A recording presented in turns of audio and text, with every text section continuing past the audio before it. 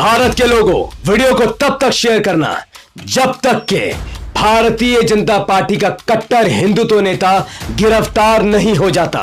Operation सिंदूर को चलाने वाली, भारत को सच्ची खबर बताने वाली भारतीय आर्मी की कर्नल सोफिया कुरैशी का भारतीय जनता पार्टी के एक मंत्री ने, एक कैबिनेट मिनिस्टर ने उनका अपमान किया है।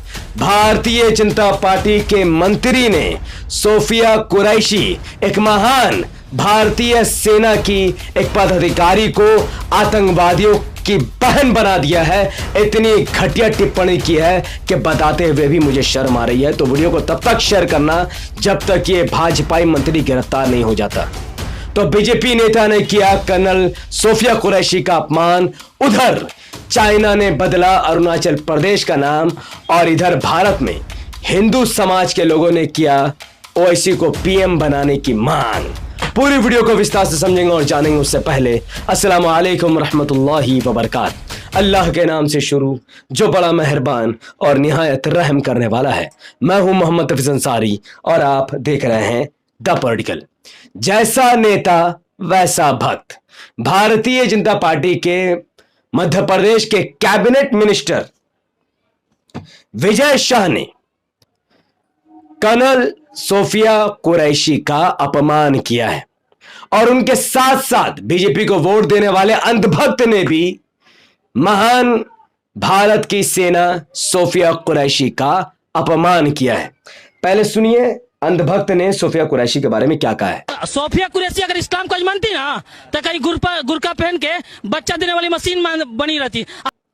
तो ये थे अंधभक्त, बीजेपी को वोट देने वाला एक अंधभक्त जो कहता है कि अगर सोफिया कुरैशी इस्लाम को फॉलो करती तो आज बुर्का पहनकर बच्चा पैदा करने वाली मशीन बन जाती। अस्तगफिरुल्लाह। सोफिया कुरैशी मुसलमान है, यह अंधभक्त उस बात को एक्सेप्ट करने को तैयार नहीं है। सोफिया कुरैशी का भी अपमान कर रहे हैं और इस्लाम का भी अपमान कर रहे हैं। एक्चुअली में चाइना और पाकिस्तान जो चाहता है, ये लोग उसी मिशन को लेकर आगे बढ़ रहे हैं। अब इस व्यक्ति का जब तक गिरफ्तारी नहीं हो जाती, जब तक ये जेल में नहीं ठूस दिया जाता है, आप सबकी जिम्मेदारी है कि वीडियो को दबाकर शेयर करें ताकि ये वीडियो हर उन पुलिस वालों तक पहुंच जाए जिस एरिया में ये अंधभक्त रहता है, ताकि इसको गिरफ्तार किया जाए, ताकि ये चाइना और पाकिस्तान की जो दलाली कर रहा भारत में, इसे बंद किया जा सके। अब भक्त का ये हाल है तो भक्त का वोट लेने वाले नेताओं का क्या हाल होगा। मध्य प्रदेश के भारतीय जनता पार्टी के minister, cabinet minister Vijay Shah ने एक विवादित टिप्पणी दिया है। किसको लेकर? सोफिया कुरैशी को लेकर, जिसे सुनकर आपकी आंखें भी फटी की फटी रह जाएगी। जिन्होंने हमारी बेटियों के सिंदूर उजाड़े थे, वही कटे पिटे लोगों को हमने उन्हीं की बहन भेज करके उनकी ऐसी की तैसी करवाई। एक बार मोदी जी के लिए जोरदार ताली बजाएं। तो वीडियो को मैं पूरा नहीं दिखा सकता हूं। ये जो बीजेपी का विजय शाह, ये जो कैबिनेट मिनिस्टर है, सोफिया कुरैशी के बारे में इसने बहुत उल जलूल बातें कही है। ये एक वाहियात नेता है जो कई सालों से एमएलए बनता हुआ चला आया है। तो आप जानते हैं कि ये और इसके वोट देने वाले कौन से दिमाग और कौन से समाज के लोग हैं। बहुत शर्म की बात है कि जो सोफिया कुरैशी ऑपरेशन सिंदूर के बारे में भारत को बता रही थी, पाकिस्तान की बैंड बजा रही थी, पाकिस्तान में रहने वाले आतंकवादियों को खत्म करने के पैगाम पूरे भारत को दे रही थी, उस सोफिया कुरैशी को भारतीय जनता पार्टी के कैबिनेट मिनिस्टर विजय शाह आतंकवादियों की बहन बता रहा है। इतनी वाहियात बात तो पाकिस्तान, चाइना और देश के गद्दारों ने भी नहीं की, जो बात भारतीय जनता पार्टी के मंत्री ने की। इस चीज को देखते हुए भारतीय जनता पार्टी के इस मंत्री पर कड़ी कार्रवाई की बात चल रही है। और वो क्या कार्रवाई है, उससे पहले हम भारत के मुसलमानों को यह समझना जरूरी है कि कर्नल सोफिया कुरैशी को भी ये लोग नहीं छोड़ रहे हैं। आखिर क्या वजह है कि आखिर भारतीय जनता पार्टी के नेता ने, मंत्री ने किसी गैर मुस्लिम अफसर के बारे में ये सब बातें नहीं कही। मुसलमान, एक मुस्लिम आर्मी, एक मुस्लिम सोल्जर के बारे में ये बातें क्यों कही? क्योंकि आप एक मुस्लिम समाज के लोग डॉक्टर बने या इंजीनियर बने या इंडियन आर्मी में भर्ती हो जाए या शहीद हो जाए, उनका सम्मान तब तक नहीं किया जाएगा जब तक उनकी पार्टी नहीं हो जाती, उनका नेता नहीं बन जाता, उनकी लीडरशिप मजबूत नहीं हो जाती। मैं भारत के मुसलमानों से पूछता हूं, अगर आज एआईएमआईएम के 50-60 सांसद और 400 से 500 विधायक और 5-10 राज्यों में उनके समर्थन से सरकार होती, तो क्या भारतीय जनता पार्टी का कोई नेता कर्नल सोफिया कुरैशी का इस तरीके से अपमान कर पाता? इसका जवाब है नहीं। चूंकि भारत के मुसलमानों ने अपनी पूरी जिंदगी, अपना पूरा vote Congress, RJD, JDU, SP, BSP, TMC को दिया, और इसका यह नतीजा निकला कि ना उनकी पार्टी बनी, ना उनका नेता बना, और एक ओवैसी जो आवाज उठा रहा है उनके लिए, देश के लिए, संविधान के लिए, उनको अब तक उन्होंने सही से एक्सेप्ट नहीं किया। जिसका नतीजा यह हो रहा है कि भारत को बचाने के लिए जो सोफिया कुरैशी पाकिस्तान की बैंड बजा रही थी, ये बीजेपी का मंत्री, ये भारतीय जनता पार्टी का नेता उनका ही अपमान कर रहा है।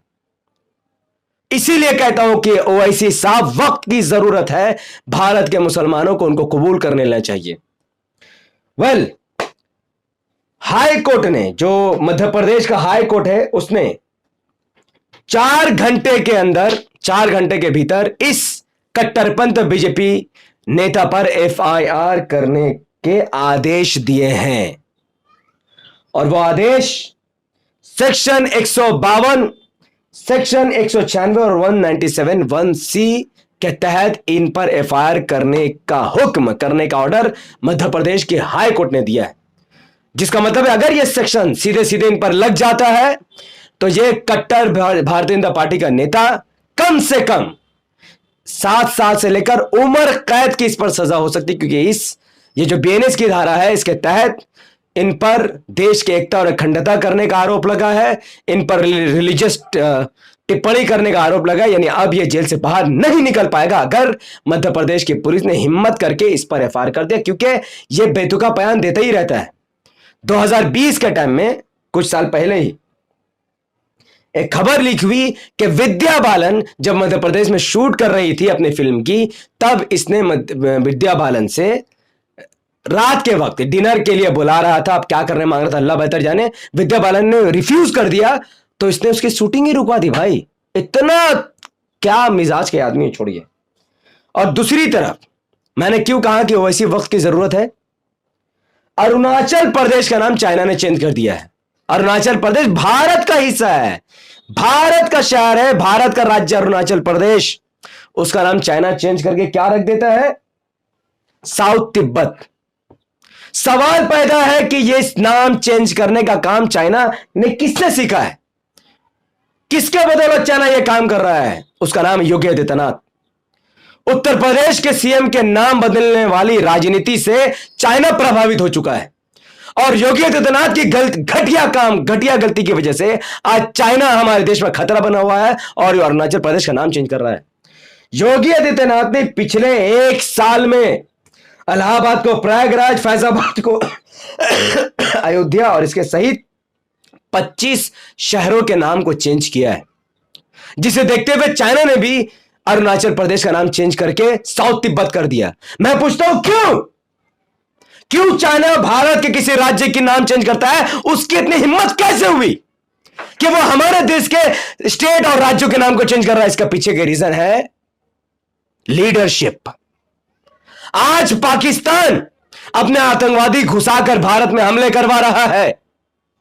अमेरिका युद्ध रोकने के लिए भारत को धमकी दे रहा है, और चाइना हमारे देश के राज्यों के नाम चेंज कर रहा है, क्योंकि पाकिस्तान, चाइना, अमेरिका और पूरी दुनिया को यह लगता है कि भारत के इतिहास में सबसे कमजोर प्रधानमंत्री इस देश को चला रहा है। तो जब तक ये पीएम है तब तक भारत के बचाते रहो, और यह हम भारत के लोग नहीं होने देंगे। जब चाइना का पीएम भारत में आया था तो हमारे देश का पीएम नरेंद्र मोदी जी उसको झूला झूला रहे थे। क्या पैगाम दे रहे थे वो चाइना को? और उस वक्त चाइना बॉर्डर में हमारी आर्मी के साथ बदतमीजी कर रहा था। देश को चुनना होगा, मजबूत नेता वर्सेस कमजोर नेता। धर्म की राजनीति करने वाले नेता चाहिए भारत को। मोदी जी जैसे नेता की जरूरत है, या फिर संविधान बचाने के लिए पाकिस्तान और चाइना की बैंड बजाने के लिए असदुद्दीन साहब जैसे नेता की जरूरत है भारत को। और यह बात सिर्फ मैं नहीं कह रहा, आज भारत का हिंदू समाज भी असदुद्दीन साहब को पीएम बनते हुए देखना चाहता है। खुद उन्होंने कमेंट करके गवाही दी है इस बात की कि वह भारत का अगला पीएम ओवैसी साहब को देखना चाहते हैं। ओवैसी साहब, वक्त की जरूरत है, देश की जरूरत है, ताकि चाइना और पाकिस्तान की बैंड बजाई जा सके और डोनाल्ड ट्रंप को यह बताया जा सके कि तुम बीच में दलाली मत करो सीज फायर करवाने की। जंग लड़ना होगा भारत अपने दम पर लड़ेगा और सीज फायर करना होगा तो भारत अपने दम पर करेगा। बीच में किसी दल्ले अरे अगर नत्थुकारी की जरूरत भारत को नहीं है। तो आप में से जो कोई भी चाइना और पाकिस्तान के खिलाफ और ओवैसी साहब को देश का पीएम बनाना चाहता है, वो इस वीडियो को धड़ाधड़ लाइक, शेयर और कमेंट करें, क्योंकि जितना ज्यादा लाइक, शेयर और कमेंट करेंगे उतना ज्यादा वीडियो लाखों लोगों तक पहुंचेगी। अगर आप सब हमारे चैनल द पॉलीग्राफ पर नए थे तो इसे लाइक और इसे सब्सक्राइब करके बेल आइकन हिट कीजिए ताकि हर वीडियो आप तक पहले पहुंचे। अगर आप सब इस वीडियो को हमारे फेसबुक पेज द पॉलीग्राफ पर देख रहे थे तो इसे लाइक और फॉलो करके 5 बड़े ग्रुप में शेयर करके मुझे अपनी दुआ में याद रखें। बहुत बहुत शुक्रिया। अस्सलाम वालेकुम रहमतुल्लाहि व बरकातहू। मैं था मोहम्मद हफीज अंसारी और आप देख रहे हैं द पॉलिटिकल।